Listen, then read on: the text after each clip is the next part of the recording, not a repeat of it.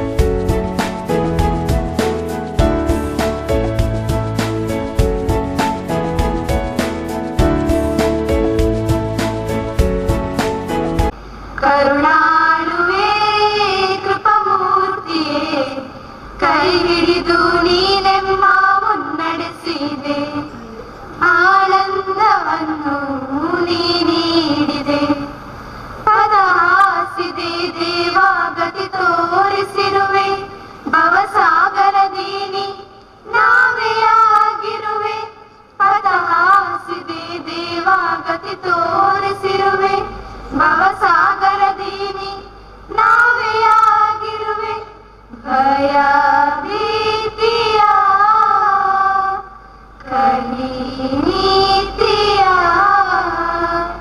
ನಿನ್ನೊಳಗೆ ನೀ ಸೆಳೆದು ನೀ ಹರಸಿ ಕಾಪಾಡಿದೆ ಆನಂದವನ್ನು ನೀ ನೀಡಿದೆ ಭಗವತಿ ನೆಲೆಯು ಭಾವೈಕ್ಯ ನಿಲಯ ದೇವ ಮಕ್ಕಳು ಬೆಳೆವ ಪುಣ್ಯ ದೇವಾಲಯ ಭಗವತಿ ನೆಲೆಯು ಭಾವೈಕ್ಯ ನಿಲಯ ದೇವ ಮಕ್ಕಳು ಬೆಳೆವ ಪುಣ್ಯ ದೇವಾಲಯ ಸುಖ ಜೀವನ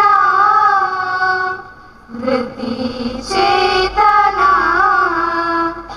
ಇರಲೆಂದು ಎಂದೆಂದು ನೀ ಕರುಣಿಸಿ ಕಾಪಾಡಿದೆ ಆನಂದವನ್ನು ನೀ ನೀಡಿದೆ ಜಗವಂದ್ಯನೇ ಜಗದೀಶನೇ ಭುವನಾಂತರ ನೀ ನಮ್ಮದರಿಗಿಳಿಸಿದೆ ಕರುಣಾಳುವೆ ಕೃಪಮೂರ್ತಿಯೇ ಕೈ ಹಿಡಿದು ನೀನೆಮ್ಮ ಮುನ್ನಡೆಸಿದೆ ಆನಂದವನ್ನು ನೀ ನೀಡಿದೆ. Today we are present here to celebrate Vanamahotsava and investiture ceremony in our school. Nature is a gift of God to us. We get everything from nature. Today, due to human selfishness, our environment is completely imbalanced. So, the main intention of celebrating Vanamahotsava is to save the environment. We should plant more trees to protect our environment. It gives me immense pleasure to extend a warm welcome to you all on this special occasion. First of all, I extend my cordial welcome to Sri Bellal Gopinath Rao, civil engineer, ex-serviceman in Indian Army for 25 years. He joined hands with Ramakrishna Mission under Swachh Bharat Abhiyan and Swachh Manasu program. We are very proud to say that he took part in Kargil War also. A warm welcome to you, sir. Now, I call upon Swasti to give away the sapling as a token of love.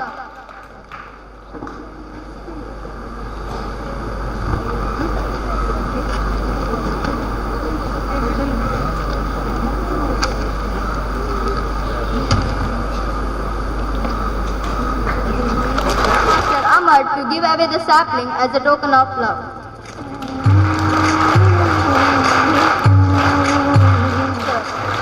Now, I call upon Prabdhan to give away the sapling as a token of love.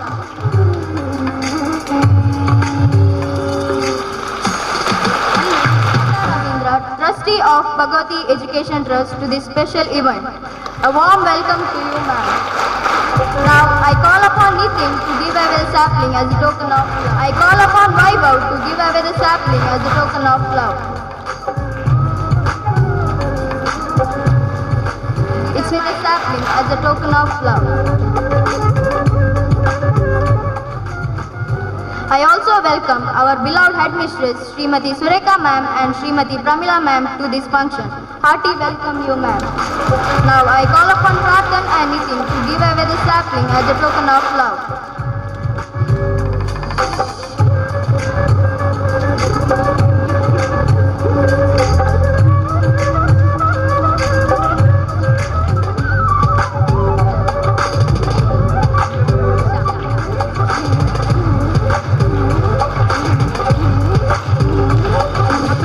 ನಮಗೆಲ್ಲ ಗೊತ್ತಿದೆ, ನಾವೆಲ್ಲ ಇರೋದು ಈ ಪ್ರಕೃತಿ, ಪರಿಸರ, ಸಮಾಜ ಏನೆಲ್ಲ ನಾವು ಎಣಿಸ್ಕೊಳ್ತಾ ಇದೀವೋ ಇದು ನಮ್ದಲ್ಲ, ನಮ್ಮ ಹಿರಿಯರಿಂದ ನಮ್ಗೆ ಬಳುವಳಿಗೆ ಕೊಟ್ಟಿರೋದು.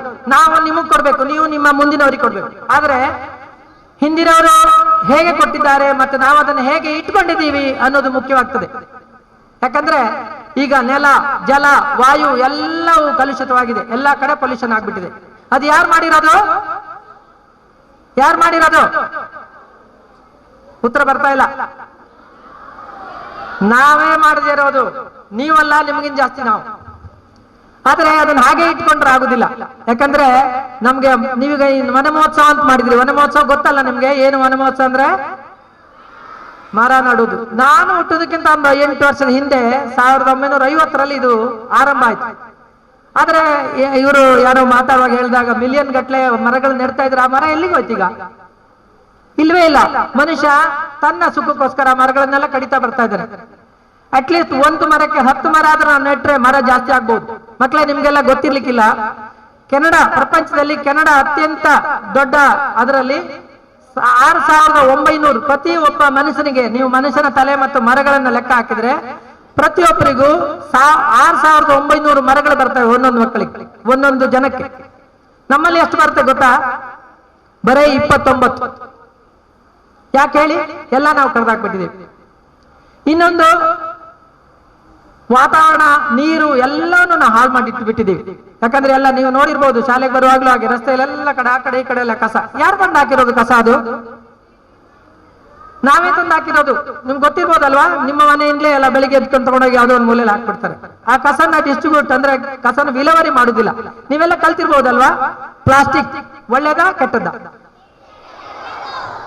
ಒಬ್ರು ಹೇಳಿ ಆನ್ಸರ್. ಅದನ್ನ ಬ್ಯಾನ್ ಮಾಡ್ಬಿಡೋಣ? ಮಾಡ್ಬಿಡೋದ? ಆದ್ರೆ ನೋಡಿ ಮಕ್ಕಳು, ಇಲ್ಲೇ ಆಲೋಚನೆ ಮಾಡಿ. ನೀವು ಇಲ್ಲಿ ನಿಂತಿದ್ರಲ್ಲಿ ಸುಮಾರು 50ರಿಂದ 60 ವಸ್ತುಗಳು, ಪ್ರತಿ 100ರಲ್ಲಿ 60 ವಸ್ತುಗಳು ಎಲ್ಲವೂ ಪ್ಲಾಸ್ಟಿಕ್ ಇದೆ. ಈಗ ಇವರೆಲ್ಲ ಕುತ್ಕೊಂಡಿರೋ ಕುರ್ಚಿ, ನೀವೆಲ್ಲ ಕನ್ನಡಕ ಹಾಕೊಂಡಿರೋ ಕನ್ನಡಕ, ಎಲ್ಲವೂ ಪ್ಲಾಸ್ಟಿಕ್ ಇದೆ. ಆದ್ರಿಂದ ಎಲ್ಲಿವರೆಗೆ ಪ್ಲಾಸ್ಟಿಕ್ ಬದಲಿ ವ್ಯವಸ್ಥೆ ಆಗುದಿಲ್ಲವೋ ಅಲ್ಲಿವರೆಗೆ ನಾವು ಪ್ಲಾಸ್ಟಿಕ್ ಅನ್ನು ಬ್ಯಾನ್ ಮಾಡ್ಲಿಕ್ಕೆ ಆಗುದಿಲ್ಲ. ಆದ್ರೆ ಅದನ್ನ ಅದರ ವಿಲೇವಾರಿ ಕಮ್ಮಿ ಮಾಡ್ಬೋದಲ್ವಾ? ಈಗ ಮನೆಯಲ್ಲಿ ಎಲ್ಲರನ್ನ ಅಪ್ಪ ಅಮ್ಮನ ಕಂಟ್ರೋಲ್ ಮಾಡೋರು ಯಾರು? ಗಟ್ಟಿಯಾಗಿ ಹೇಳಿ. ಕರೆಕ್ಟ್. ನಾನು ನಿಮ್ಮಲ್ಲೆಲ್ಲರೂ ಒಂದು ರಿಕ್ವೆಸ್ಟ್ ಮಾಡ್ಕೊಳ್ತೀನಿ. ಯಾಕಂದ್ರೆ ನಿಮ್ಮಿಂದ ಅದು ನೀವು ಎಣಿಸ್ಕೊಳ್ಬಹುದು, ನಾವು ಸಣ್ಣ ಮಕ್ಕಳೆಲ್ಲ ಏನ್ ಮಾಡ್ಲಿಕ್ಕೆ ಆಗಲ್ಲ ಅಂತ. ರವೀಂದ್ರನಾಥ್ ಠಾಗೋರ್ದು ಒಂದು ಚಿಕ್ಕ ಕಥೆ ಇದೆ, ಒಂದು ಕವಿತೆ ಬರೆದಿದ್ದಾರೆ ಅವರು. ಅದರಲ್ಲಿ ಹೇಳ್ತಾರೆ, ಸೂರ್ಯ ಮುಳುಗ್ತಾ ಇದ್ದಾನೆ, ಕತ್ತಲಾಗ್ತಾ ಇದೆ. ಆಗ ಅವನಿಗೊಂದು ಚಿಂತೆ ಉಚ್ಕೊಂಡಿದ್ದಂತೆ. ನಾನೀಗ ಆ ಕಡೆ ಹೋಗ್ತಾ ಇದ್ದೀನಿ, ಇಲ್ಲಿ ಎಲ್ಲ ಕತ್ಲಾಗತ್ತೆ, ಏನಪ್ಪ ಮಾಡುದು ಅಂತ. ಆಗ ಅವ್ನು ಅಲ್ಲಿಂದ ಕೂಗಿ ಹೇಳ್ದಂತೆ, ಯಾರಾದ್ರೂ ಇದ್ದೀರಾ, ನಾನು ಆ ಕಡೆ ಹೋಗ್ತಾ ಇದ್ದೀನಿ, ಇಲ್ಲಿ ಕತ್ಲಾಗತ್ತೆ. ಆಗ ಒಂದು ಸಣ್ಣ ಗುಡಿಸಲಿಂದ ಒಂದು ಹಣತೆ ಹೊರಗೆ ಬಂತಂತೆ. ಬಂದು ಮಕ್ಕಳ ಸರಿಯಾಗಿ ಕೇಳಿ ಹೊರಗಡೆ ಬಂದು ಸೂರ್ಯನ ಹತ್ರ ಹೇಳ್ತದಂತೆ, ಸೂರ್ಯ ನೀನ್ ಹೋಗು, ತೊಂದರೆ ಇಲ್ಲ, ನಾನಿರೋ ಜಾಗ ನಾನ್ ನೋಡ್ಕೊಳ್ತೀನಿ ಅಂತಂತ. ಮಕ್ಕಳು ನೋಡಿ ಕಥೆ ಇದು. ಆದ್ರೆ ನೀವೆಲ್ಲರೂ ಅಂತ ಅದ್ಭುತವಾದ ಕಾರ್ಯ, ಒಂದು ಹಣತೆ ಒಂದು ಗುಡಿಸಲನ್ನ ಮಾತ್ರ ಹಚ್ಚಿದ್ರೆ ಸಾಕಲ್ವಾ, ಮತ್ತೊಂದು ಗುಡಿಸಲು ಹಚ್ಚುತ್ತದೆ. ಹಾಗೆ ನಮ್ಮ ಇಡೀ ಜಾಗನೇ ವಿಶಾಲವಾಗಿ ಬೆಳಕಾಗ್ತದೆ. ಹಾಗೆ ನೀವು ಅದ್ಭುತವಾದಂತ ಕಾರ್ಯ ಮಾಡ್ಬೋದು. ನೀವಿರುವ ಜಾಗದಲ್ಲಿ, ಸ್ಕೂಲಲ್ಲಾಗ್ಲಿ, ಮನೆಯನ್ನಾಗ್ಲಿ, ಹತ್ರದಲ್ಲೆಲ್ಲ ಕಸವನ್ನು ಬೀಳದ ಹಾಗೆ ಮಾಡಿದ್ರೆ ಅದರಿಂದ ನಾವು ಕಸ ಹೊರಗಡೆ ಹೋಗೋದನ್ನ ತಡೆಗಟ್ಟಬಹುದು. ಈಗ ಇಲ್ಲಿಂದ 1ನೇ ಕ್ಲಾಸಿಂದ 10ನೇ ಕ್ಲಾಸಿನ ಮಕ್ಕಳವರಿದ್ದಾರೆ. ಈಗ ನಮ್ಗೆ ಮುಖ್ಯ ಸಮಸ್ಯೆ ಆಗಿರೋದು ಎಲ್ಲಿ ಅಂತ ಹೇಳಿದ್ರೆ, ಕಸನ ನಾವು ವಿಂಗಡಿಸುವುದಿಲ್ಲ. ಗೊತ್ತುಂಟಾ? ಕಸ 2 ಬಗೆ ಆಗ್ತದೆ. 2 ಬಗೆ ಕಸ ಯಾವ್ದು ಹೇಳಿ? ಕರೆಕ್ಟ್, ಹಸಿ ಕಸ ಮತ್ತು ಒಣ ಕಸ. ಹಸಿ ಕಸ, ಮನೆಯಲ್ಲಿ ಉತ್ಪತ್ತಿ ಆಗುವಂತಹ ಕಸಗಳಲ್ಲಿ 80% ಹಸಿ ಕಸ ಇರ್ತದೆ, 20% ಮಾತ್ರ ಒಣ ಕಸ ಇರ್ತದೆ. ಇಡೀ ಮಂಗಳೂರಿನಲ್ಲಿ ಪ್ರತಿ ವರ್ಷಕ್ಕೆ ಗವರ್ಮೆಂಟ್ ಖರ್ಚು ಮಾಡುವಂತಹ ಈ ಕಸನ ತೆಗಿಲಿಕ್ಕೆ ಖರ್ಚು ಮಾಡೋದು 40 ಕೋಟಿ ರೂಪಾಯಿಗಳು. ಒಂದು ವೇಳೆ 80% ನಾವು ಮನೆಯಲ್ಲಿ ವಿಲೇವಾರಿ ಮಾಡುವುದಾದ್ರೆ ನಾವು ಈ 40 ಕೋಟಿಯನ್ನ ಅದರಲ್ಲಿ 32 ಕೋಟಿ ಉಳಿತಾಯ ಮಾಡಬಹುದು. ಅದಕ್ಕೆ ನಿಮ್ಮೆಲ್ಲರ ಸಹಾಯ ಬೇಕು. ಹೇಗೆ? ಮನೆಯಲ್ಲಿರುವುದು ಹಸಿ ಕಸ ಅಂದ್ರೆ ಅಡಿಗೆ ಮನೆಯಲ್ಲಿ ಉತ್ಪತ್ತಿ ಆಗುವಂತಹ ಕಸ, ನಮ್ಮ ಊಟ ಮಾಡಿದ ಉಳಿದ ಭಾಗ, ಅವೆಲ್ಲವನ್ನು ನಾವು ಒಂದು ಬಕೆಟ್ ಅಲ್ಲಿ ಅದರಲ್ಲಿ ಎತ್ತಿ ಇಟ್ಬಿಟ್ರೆ, ದಿನ ಅದ್ರ ಮೇಲೆ ಒಂದು ಸ್ವಲ್ಪ ಈ ತೆಂಗಿನಕಾಯಿ ಸಿಪ್ಪೆ ಇದೆಯಲ್ಲ ಅದನ್ನ ಹಾಕ್ತಾ ಬಂದ್ರೆ ಪುನಃ ತೆಂಗಿನಕಾಯಿ ಸಿಪ್ಪೆ ಹಾಕೋದು, ಪುನಃ ಕಸ ಹಾಕೋದು, ಪುನಃ ಹಾಗೆ ಮಾಡಿದ್ರೆ 30-60 ದಿವಸದೊಳಗೆ ನಿಮ್ಗೆ ಒಳ್ಳೆ ಗೊಬ್ಬರ ಸಿಕ್ಬಿಡುತ್ತೆ. ಆ ಗೊಬ್ಬರ ಮನೆಯಲ್ಲೇ ಯೂಸ್ ಮಾಡ್ಕೊಳ್ಬಹುದು, ಮನೆಯಲ್ಲಿ ಉಪಯೋಗಿಸ್ಕೋಬಹುದು. ಮನೆಯಲ್ಲಿ ಯಾರು ಈಗ ಬೇಡ, ನಿಮ್ಮ ಮನೆ ಹೊರಗಡೆ ಹಳ್ಳಿಯಲ್ಲಿದೆ, ಹಳ್ಳಿಯಲ್ಲಿದ್ರೆ ತೆಂಗಿನ ಮರದ ಕೂಡ ಹಾಕ್ಬೋದಲ್ವಾ?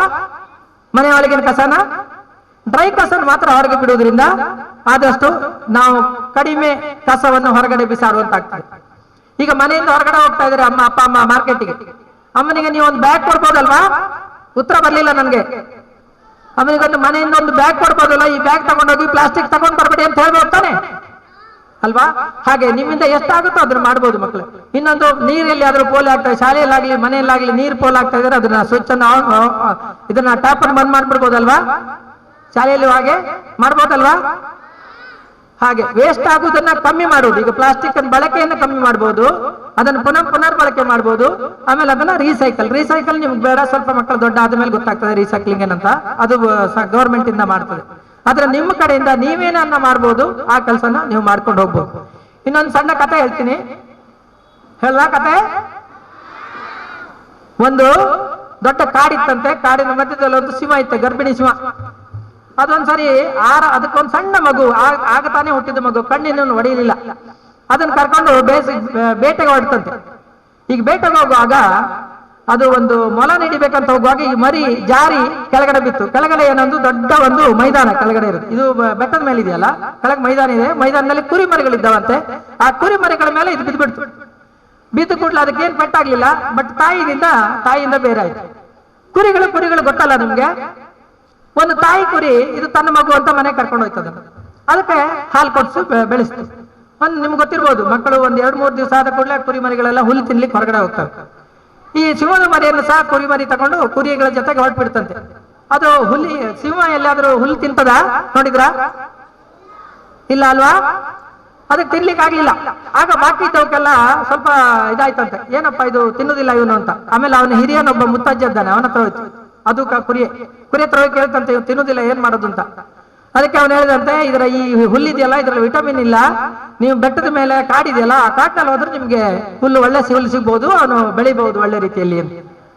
ಮಾರನೇ ದಿನ ಮಕ್ಕಳನ್ನೆಲ್ಲ ಕರ್ಕೊಂಡು ಆ ಕಾಡಿನ ಹತ್ರ ಹೋದಂತೆ. ಕಾಡಿನ ಹತ್ರ ಹೋಗುವಾಗ ಒಂದು ಸಿಂಹ ಗರ್ಜನೆ ಕೇಳಿಸ್ತು. ಗರ್ಜನೆ ಕೇಳಿದ ಕೂಡಲೇ ಕುರಿಮರಿಗಳೆಲ್ಲ ಹಿಂದ್ಗಡೆ ಬಂದ್ಬಿಟ್ಟು. ಯಾಕೆ ಹೇಳಿ? ಅವಾಗ ಗೊತ್ತಿದೆ ಸಿಂಹ ಬಂದ್ರೆ ತನ್ನನ್ನು ತಿಂದು ಬಿಡ್ತದೆ ಅಂತ. ಆದ್ರೆ ಸಿಂಹದ ಮರಿ ಇದು ಅದೆಲ್ಲ ನಿಂತ್ಕೊಂಡ್ ಬಿಡ್ತಂತೆ. ಯಾಕೆ? ಅದು ಸಿಂಹ ತಾನೆ. ಕೇಳ್ತಾ ಇದ್ದೀರಾ?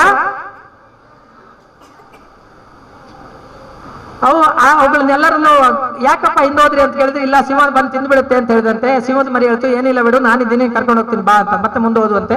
ಮುಂದೆ ಹೋದ್ಕೊಂಡು ನಿಜವಾದ ಸಿಂಹ ಬಂತು, ಇದರ ತಾಯಿ ಅದನ್ನ ನೋಡಿದ ಕೂಡಲೇ ಕುರಿಗಳೆಲ್ಲ ದಿಕ್ಕಪಾಲಾಗಿ ಓಡೋಗ್ಬಿಟ್ಟು ಇದು ಒಂದೇ ನಿಂತ್ಕೊಂಡಿದಂತೆ. ಆಗ ತಾಯಿ ಹತ್ರ ಕೇಳುತ್ತೆ, ಏನಪ್ಪಾ ನೀನು ಕುರಿಗಳ ಜೊತೆ ಬರ್ತಾ ಇದೆಯಲ್ಲ ಅಂತ. ಆಗ ಅದ್ ಹೇಳ್ತಂತೆ, ಇಲ್ಲ ನಾನು ಕುರಿನೇ, ನೀನ್ ನಮ್ಮ ಅಣ್ಣ ತಮ್ಮಂದಿರು, ನಾನು ಕೆಳಗಡೆ ಇಲ್ಲಿ ಹುಲ್ ತಿನ್ಲಿಕ್ಕೆ ಮೇಲೆ ಬಂದಿದ್ದೀನಿ ಅಂತ. ಅದಕ್ಕೆ ತಾಯಿ ನಗಾಡಿ ಹೇಳ್ತಂತೆ, ನೀನ್ ಹುಲ್ ತಿನ್ನೋನಲ್ಲ, ನೀನ್ ಸಿಂಹದ ಮರಿ. ಹೇ ಇಲ್ಲಪ್ಪ, ನಾನು ಕುರಿ ಮರಿ. ಆ ಕುರಿಗಳ ಜೊತೆಗೆ 4-5 ದಿವಸದಿಂದ ಸಿಂಹದ ಮರಿ ಕುರಿ ತರ ಆಗ್ಬಿಟ್ಟಿದೆ, ಆಯ್ತಾ. ಆಗ ತಾಯಿ ಹೇಳ್ತಂತೆ, ಹತ್ತಿರದಲ್ಲಿ ಒಂದು ಚಿಕ್ಕ ಕೆರೆ ಇತ್ತು, ಆ ತೊರೆ ಹತ್ರ ಹೋಗಿ ಮುಖ ತೋರಿಸ್ತಂತೆ, ನಿನ್ನ ಮುಖ ನೋಡು, ನನ್ನ ಮುಖ ನೋಡು. ಇಬ್ಬರ ಮುಖ ನೋಡ್ದು, ಹೌದಲ್ಲ ನಿನ್ ಮುಖ ತರ ಇದೆ ನನ್ನ ಮುಖ, ಆದ್ರಿಂದ ನೀನ್ ಸಿಂಹದ ಮರಿ ಕುರಿ ಮರಿ ಅಲ್ಲ ಅಂತ ಹೇಳ್ತಂತೆ. ಅದಕ್ಕೆ ಗೊತ್ತಾಯ್ತು. ಮಕ್ಕಳ ಕತೆ ಇಲ್ಲಿ ಮುಗಿತದೆ, ಆದ್ರೆ ನಮ್ಮ ಇಲ್ಲಿ ಕತೆ ಮುಗಿದಿಲ್ಲ. ಯಾಕಂದ್ರೆ ನಾವೆಲ್ಲರೂ ಕುರಿಗಳ ಹಾಗೆ, ನಾವು ಸಿಂಹದ ಮರಿಗಳಾಗಿದ್ರು ಸಹ ಕುರಿಗಳ ಹಾಗೆ ಕುರಿ ಚರ್ಮ ಹೊದ್ಕೊಂಡಿದ್ ಬಿಟ್ಟಿದೀವಿ. ಆದ್ರೆ ನಮ್ಗೆ ಗೊತ್ತಾಗಲ್ಲ. ಅದರಿಂದ ನೀವೆಲ್ಲ ಸಿಂಹದ ಮರಿಗಳು. ಸಿಂಹದ ಮರಿಗಳಂತ ನಿಮ್ಮ ಸ್ಥೈರ್ಯ ಶಕ್ತಿಯನ್ನ ಉಪಯೋಗಿಸ್ಬೇಕು, ಅದನ್ನ ಮುಚ್ಕೊಂಡು ಕುತ್ಕೊಂಡಿರ್ಬಾರ್ದು. ಅರ್ಥ ಆಯ್ತಾ ಹೇಳಿದ್ದು? ಮಾಡ್ಬೋದಾ? ಸಿಂಹದಾಗಿ ಗರ್ಜನೆ ಮಾಡುದಲ್ಲ, ನಾನು ಈ ಸಾರಿಗೆ ಹೇಳಿದ್ನಲ್ಲ, ಆ ಪಾಯಿಂಟ್ ನ ನೀವು ಅಳವಡಿಸ್ಕೊಳ್ಬೇಕು ಜೀವನದಲ್ಲಿ.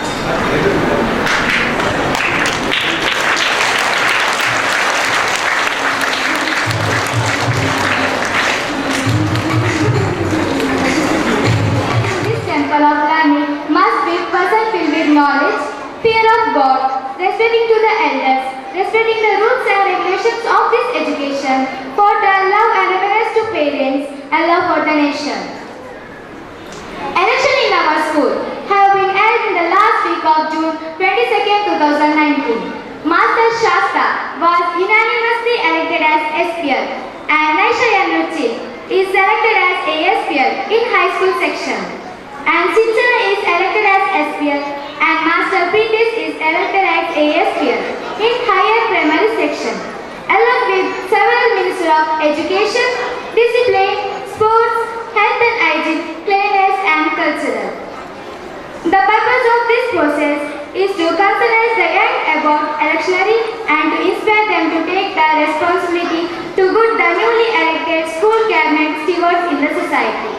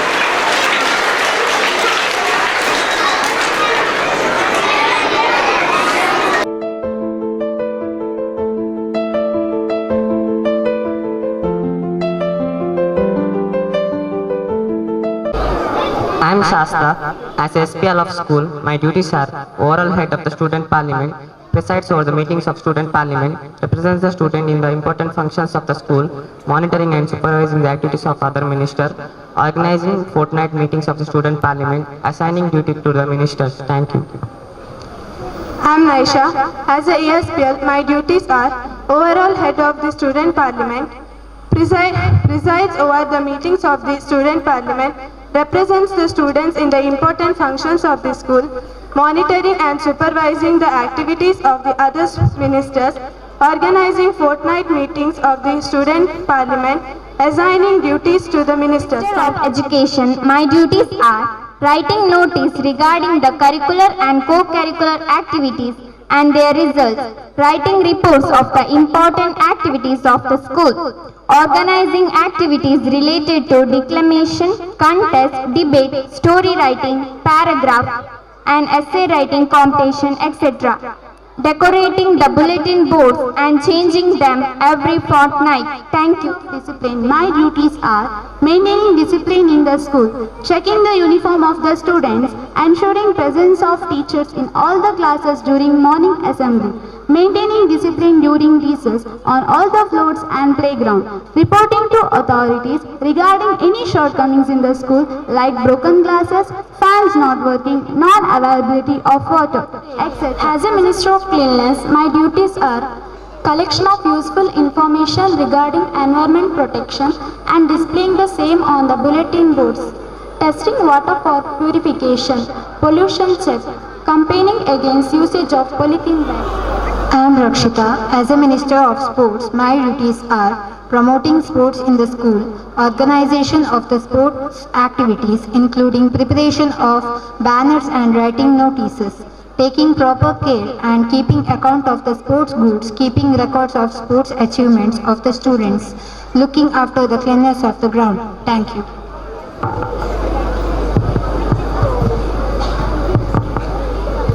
I am Manu. As a Minister of Health and Hygiene, my duties are maintenance of cleanliness inside and outside the classrooms, organization of awareness programs about prevalent diseases, participating in the immunization programs organized by the school, making attractive posters and other display material related to health awareness. I am Pratika. As a Minister of Culture, my duties are making announcement relating to cultural activities and their results, comparing important functions of the school, organization of activities relating to music, drama, dance, etc., making arrangement for the assembly. Thank you.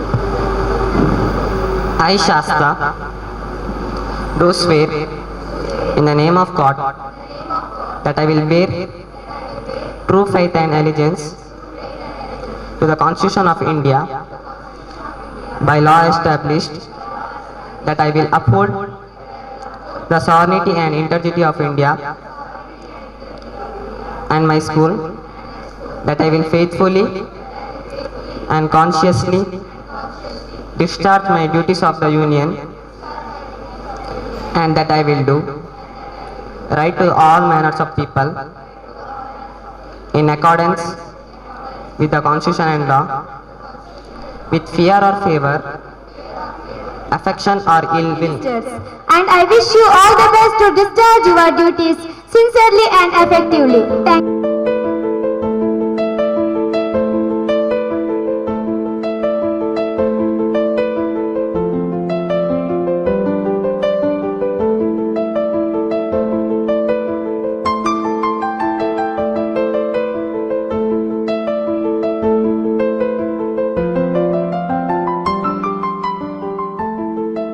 ನೀವು ನಿಮ್ಮ ಮನೆಗೆ ಹೋಗಿ ಗಿಡ ನೆಡಬೇಕು. ಆ ಗಿಡ ನೆಡೋದಕ್ಕೆ proof ಬೇಕು ನಮ್ಗೆ. ನಿಮ್ಮ ತಾಯಂದಿರೊಟ್ಟಿಗೆ ನೀವು ಫೋಟೋ ತೆಗೆದು ನಮ್ಮ ಶಾಲೆಗೆ ಕಳಿಸ್ಬೇಕು ಒಂದು ವಾರದಲ್ಲಿ. ಅರ್ಥ ಆಯ್ತಾ? Serious, I am very serious. ಎಲ್ಲ SS ಮಕ್ಕಳು ನಿಮ್ಮ ಮನೆಗೆ ಹೋಗಿ ನಿಮ್ಮ ತಾಯಿ ಅಥವಾ ನಿಮ್ಮ ತಂದೆಯೊಟ್ಟಿಗೆ ಆ ಗಿಡ ನೆಟ್ಟದ ಫೋಟೋವನ್ನು ನಿಮ್ಮ ಟೀಚರ್ನವರು ಕೊಡಬೇಕು. ಅದೇ ರೀತಿಯಲ್ಲಿ ಇರುವ ಟೀಚರ್ನವರು ಕೂಡ ನಿಮ್ಗೆ ಕೂಡ ಗಿಡ ಕೊಡ್ತೇವೆ. ಅದೇ ರೀತಿಯಲ್ಲಿ PTA ಅವರ ಮೆಂಬರ್ಸ್ನವರು ಕೂಡ ನಮ್ಗೆ ಟ್ರಸ್ಟ್ನವರಿಗೆಲ್ಲ ನೀವು ಕೊಟ್ಟಿದ್ದೀರಿ.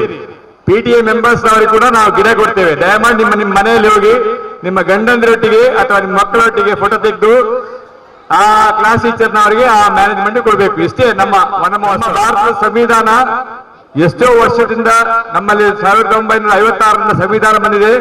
ಅದೇ ರೀತಿಯಲ್ಲಿ ಪ್ರತಿ ಶಾಲೆಯಲ್ಲಿ ಕೂಡ ಸಂವಿಧಾನ ಅಂತ ಹೇಳಿದೆ, ಕಾನ್ಸ್ಟಿಟ್ಯೂಷನ್. ಅದರ ಪ್ರಕಾರ ನೀವು ಇವತ್ತು ಓಟ್ ತೆಗೆದುಕೊಂಡಿರಿ. ಈ ಭಗವತಿ ಶಾಲೆಯ ಬಗ್ಗೆ, ಈ ನಮ್ಮ ಟೀಚರ್ಸ್ ಬಗ್ಗೆ, ನಮ್ಮ ಮ್ಯಾನೇಜ್ಮೆಂಟ್ ಬಗ್ಗೆ ಶುರುವಿಗೆ ಮಾಹಿತಿ ಪಡ್ಕೊಂಡು ಈ ಪ್ರದೇಶದಲ್ಲಿ ಈ ಶಾಲೆಗೆ ಬೇಕಾಗುವಂತ ಎಲ್ಲ ಸವಲತ್ತುಗಳ ಬಗ್ಗೆ ಮಾಹಿತಿ ನಿಮ್ಗೆ ಇರಬೇಕು. ಅದನ್ನು ಉಪಯೋಗ ಮಾಡಿಕೊಂಡು ಈ ಶಾಲೆಯ ಹೆಸರನ್ನು ಯಶಸ್ವಿ ಮಾಡಬೇಕಂತ ಹೇಳುವ ವಿಚಾರದಲ್ಲಿ ಇವತ್ತು ನನ್ನ 2 ಮಾತನ್ನು ಮುಗಿಸಿ. Thank you, sir, for your inspiring message. Now I request Shri Sadashiv Ullal, sir, trustee of Bhagavati Education Trust, to express few words about this function. ಈಗಾಗಲೇ ಶಾಲೆಯ ಮಂತ್ರಿಮಂಡಲದ ಮಂತ್ರಿಗಳಾಗಿ ಯಾವತ್ತು ನೀವು ಪ್ರಮಾಣ ವಚನ ಸ್ವೀಕರಣೆ ಮಾಡಿದ್ದೀರಿ.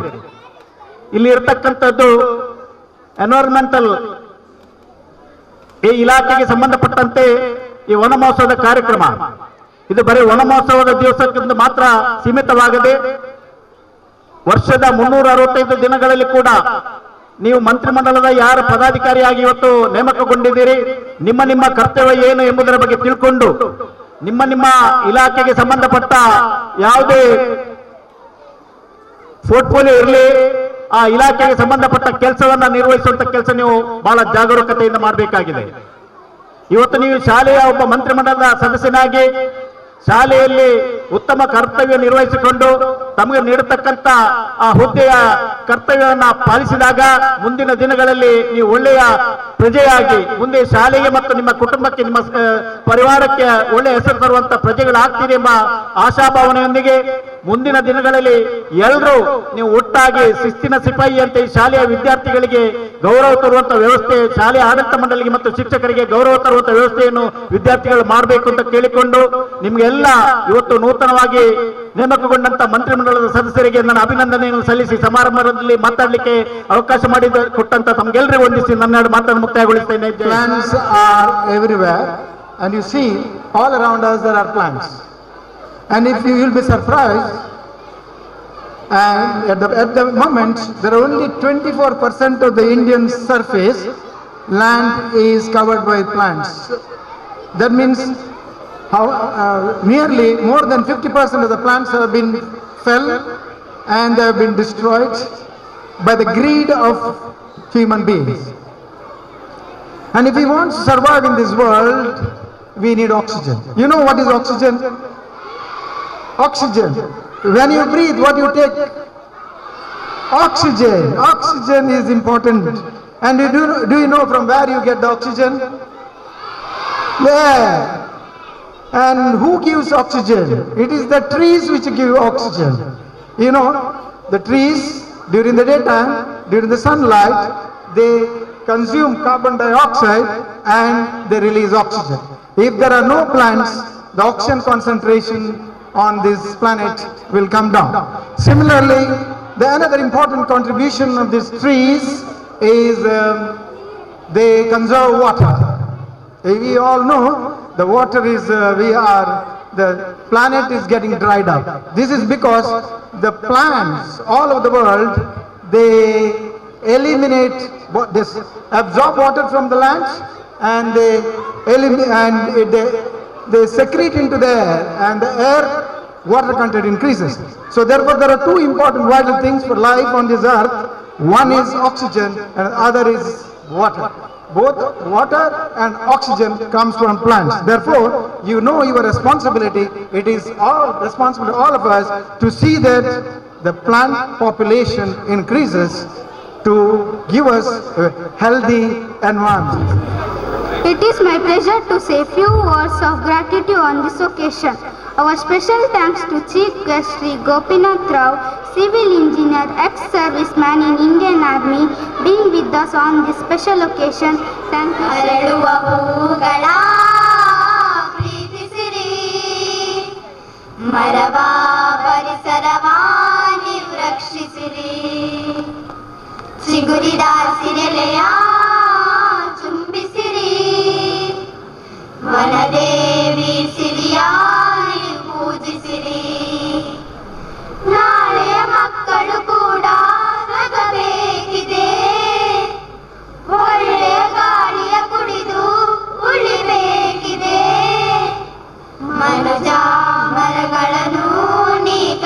ಮರೆತಿರು. ಬೆಳೆವ ಸಸಿಗಳಿಗೆ ನೀರೆರೆಯುತ್ತಿರು. ಅರಳುವ ಹೂಗಳ ಪ್ರೀತಿಸಿರಿ. ಮರವ ಪರಿಸರವ ನೀವು ರಕ್ಷಿಸಿರಿ. ಮುಗಿಲ ಮೋಡದರೆಗಿಳಿದು ಬರುವ ಮಳೆಯ ಹನಿಗಳದು ಮರವು ನೀಡಿದಂತ ಭಿಕ್ಷೆ ತಿಳಿಯಬೇಕು ನಾವಿಂದು. ಮರದ ಬೇರು ಭೂಮಿಗಿಳಿದು ಸವೆಯ ಮಣ್ಣು ತಡೆಯುವುದು. ತಡೆಯದಿದ್ದರೆ ಜಲವ ಜಗವೇ ಕೊಚ್ಚಿ ಹೋಗುವುದು. ಸುಡಬೇಡ ಕಾಡನ್ನು ನೀನು, ಮರವೆಲ್ಲ ಒಣಗುವವು. ಮರಿಗೊಬ್ಬಿ ಹಕ್ಕಿಗಳೆಲ್ಲ ಮರೆಯಾಗಿ ಹೋಗುವವು. ಎಳೆಯ ಮುದ್ದು ಹಕ್ಕಿಗಳು, ಬೆಳೆವ ಮೊಳದ ಪಾಪುಗಳು, ಗಿಳಿಕೋತಿಗಳು, ಹುಳಿ ಜಿಂಕೆಗಳು, ನವಿಲೆಲ್ಲ ನರಳುವವು. ಸುಟ್ಟು ಮಣ್ಣಾಗಿ ಅಳಿದೋಗುವವು. ನಮ್ಮ ಸ್ವಾರ್ಥಕ್ಕೆ ಬಲಿಯಾಗುವವು. ಹರಡುವ ಹೂಗಳ ಪ್ರೀತಿಸಿರಿ. ಮರವ ಪರಿಸರವ ನೀವು ರಕ್ಷಿಸಿರಿ. ಬಿಸಿಲ ತಾಪ ಅತಿಯಾಗಿ ಮರಗಳೆಲ್ಲ ಬರಡಾಗಿ ಹಕ್ಕಿ ಪಕ್ಷಿಗಳೆಲ್ಲ ಕೊರಗಿ ಹೋಗುತ್ತಿರೋ ಮಣ್ಣಾಗಿ. ಗಾಳಿಯೆಲ್ಲ ವಿಷವಾಗಿ ರೋಗ ರುಚಿನ ಜೊತೆಯಾಗಿ ನರಕವಾಗಿ ಹೋಯ್ತು ಬಾಳು. ಕುಡಿಯ ನೀರು ಕೊಳಕಾಗಿ ಮಲೆರಾಯ ಎಂದು ಬರನು ಮರವೆಲ್ಲದ ಊರ ಕಡೆ. ಇಡಬೇಡ ಕಾಡಿಗೆ ಬೆಂಕಿ, ಬಾಳೋಣ ಒಂದೇ ಕಡೆ. ಭೂಮಿಯೆಂದು ನಮ್ಮದಲ್ಲ, ಯಾರು ಕೂಡ ತಂದಿಲ್ಲ. ಬರೀ 3 ದಿನ ಈ ಮಣ್ಣರೆ ನಾಯಿ ಭೂಮಿಯ ಉಳಿಸೋಣ. ಎಲ್ಲ ಒಂದಾಗಿ ಜೊತೆ ಇರುವ ಬನ್ನಿ ಉಳಿಸೋಣ ಈ ಪರಿಸರವ. ಹರಡುವ ಹೂಗಳ ಪ್ರೀತಿಸಿರಿ. ಮರವ ಪರಿಸರವ ನೀವು ರಕ್ಷಿಸಿರಿ. ಹರಡುವ ಹೂಗಳ ಪ್ರೀತಿಸಿರಿ. My name is Binisha. I am from 7th standard. I am going to say the use of Tulsi plant. Tulsi. Tulsi is the queen of the medicinal plant. Tulsi is taken as a herbal tea. It helps curing malaria and dengue. Tulsi oil is used as a hair drop. It purifies the blood. Chewing 12 leaves of Tulsi twice a day prevents stress and cold. Thank you. ಸಮೃದ್ಧಿ 7ನೇ ತರಗತಿಯ ವಿದ್ಯಾರ್ಥಿನಿ. ನಾನು ಇವತ್ತು ಅಮೃತ ಬಳ್ಳಿಯ ಬಗ್ಗೆ ಹೇಳಲು ಇಚ್ಛಿಸುತ್ತೇನೆ. ಅಮೃತ ಬಳ್ಳಿ ಇದು ಒಂದು ಔಷಧೀಯ ಬಳ್ಳಿ. ಇದರ ಕಷಾಯವನ್ನು ಸೇವಿಸುವುದರಿಂದ ರೋಗ ನಿರೋಧಕ ಶಕ್ತಿ ಹೆಚ್ಚಾಗುವುದು. ಎಲ್ಲ ಬಗೆಯ ಜ್ವರಕ್ಕೆ ರಾಮಬಾಣ. ತ್ರಿದೋಷ ಎಂದರೆ ವಾತ ಪಿತ್ತ ಕಫವನ್ನು ನಿವಾರಿಸುವುದು. ಹಿತೇಶ್ 6ನೇ ತರಗತಿಯ ವಿದ್ಯಾರ್ಥಿ. ನಾನು ನಿಮಗೆ ತುಂಬೆ ಸೊಪ್ಪಿನ ಬಗ್ಗೆ ಹೇಳಲು ಇಚ್ಛಿಸುತ್ತೇನೆ. ತುಂಬೆ ಸೊಪ್ಪಿನ ಕಷಾಯದಿಂದ ಅಜೀರ್ಣ ಸಮಸ್ಯೆ, ಜೀರ್ಣಾಂಗ ಸಮಸ್ಯೆ ನಿವಾರಣೆಯಾಗುವುದು. ತುಂಬೆ ಸೊಪ್ಪಿನ ರಸಕ್ಕೆ ಜೇನುತುಪ್ಪ ಸೇರಿಸಿ ಕುಡಿದರೆ ಬೆನ್ನು ನೋವಿನ ನಿವಾರಣೆಯಾಗುವುದು. ತುಂಬೆ ಸೊಪ್ಪಿನ ರಸಕ್ಕೆ ಜೇನುತುಪ್ಪ ಮತ್ತು ಬೆಳ್ಳುಳ್ಳಿ ರಸ ಸೇರಿಸಿ ಕುಡಿದರೆ ನೆಗಡಿ ನಿವಾರಿಸಬಹುದು. I am Amrisa from 7th standard. I am going to speak about rui plant. Rui, it's also called as eka or arka. Leaves of rui used to fermentation to pain in joints. Its leaf control the BP and sugar level. Apply warm leaves on wounds. Good afternoon to all. My name is Yashasvi. I am from 9th standard. I am going to say about medicinal plant Brahmi. Brahmi reduces stress and anxiety as it decreases the level of cortisol, which is known as stress hormones. Brahmi helps in boosting your memory. Thank you. I am from 9th standard. I am going to say about medicinal plant turmeric. It is taken as blood purifier and is very useful in common cold, leprosy, dropsy, intermittent and wound healing. It is even used for contraception, swelling, insect stings, wound and whooping cough, injuries as skin tonic, pimples. Thank you. My name is Gaurav. I am from 8th standard. Today I am going to say about Neem. Ancient Indians worshipped Neem as Sheetala Devi, the goddess of cool. Where Neem is present, health will also be there. Wound healer. Make a paste out of it and dab it in your wound. Ear ailments. Blend some neem leaves and add some honey to it. Use a few drops of this mix to treat any earbuds. Vanamahotsava is an annual tree planting movement in India, which initially begins in 1950. The name Vanamahotsava means the festival of tree. It has gained a significant importance in every year. Vanamahotsava festival was started in 1950 by Dr. K.M. Munshi, then the Union Minister of Agriculture and Food, to create enthusiasm amongst masses for forests, conservation and planting trees. It is celebrated in almost all parts of India, which it celebrated in the month of July. It is accepted that every citizen of India has to plant a sapling in Vanamahotsava week. It helps to spread awareness among people the harm caused by cutting down trees. People celebrate Vanamahotsava by planting trees, sapling in houses, offices, schools, colleges, etc. Awareness campaigns are held at various levels. Novel promotion like free circulations of trees are also taken up by various organizations and volunteers. The festival raises the awareness of trees among people and highlight the needs for planting and tending trees as one of the best way to prevent global warming and reduce pollution. Earth is the only element linked to all five senses of taste, sound, touch, smell, and sight. Thus exerts maximum influence on us.